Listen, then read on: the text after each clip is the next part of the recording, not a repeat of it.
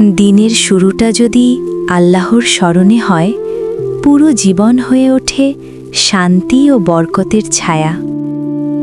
মানুষের সৃষ্টি আল্লাহর ইবাদতের জন্য, আর সেই ইবাদতের সুন্দর সূচনা হয় সকাল থেকেই। সকালবেলার কিছু গুরুত্বপূর্ণ আমল। সুবহানাল্লাহি ওয়া বিহামদিহি সকাল ও সন্ধ্যায় ১০০ বার পড়লে কিয়ামতের দিন এর চেয়ে উত্তম আমল আর কিছু থাকবে না। সূরা ইখলাস, ফালাক ও নাস সকাল সন্ধ্যায় ৩ বার তেলাওয়াত করলে এটি হয়ে যায় সব বিপদ থেকে সুরক্ষা। আউযু বিকালিমাতিল্লাহিত তাম্মাতি এই দোয়া পাঠ করলে আল্লাহর হেফাজতে থাকা যায়। আস্তাগফিরুল্লাহ ওয়া আতুবু ইলাইহি দিনে ১০০ বার ইস্তিগফার গুনাহ মাফের মাধ্যম।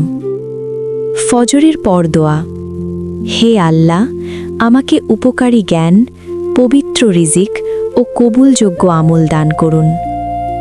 সকাল ও সন্ধ্যায় আল্লাহকে স্মরণ করা জীবনকে করে তোলে বরকতময়, নিরাপদ ও প্রশান্ত। আল্লাহর স্মরণেই রয়েছে হৃদয়ের শান্তি।